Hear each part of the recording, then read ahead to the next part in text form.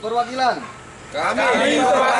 komunitas kicau burung dari Kecamatan Entikong, Kabupaten Sanggau, menyatakan sebagai berikut.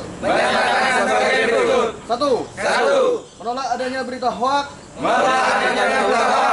yang berisikan provokasi, ujaran kebencian, yang bisa menimbulkan perpecahan, persatuan, dan kesatuan NKRI. 2.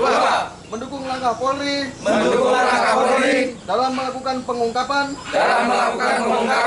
dan penangkapan pelaku penyebar berita hoak. 3. Mengajak kepada seluruh elemen masyarakat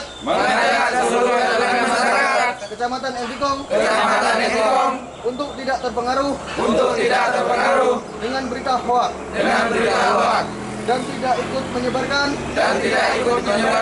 kepada pihak lain.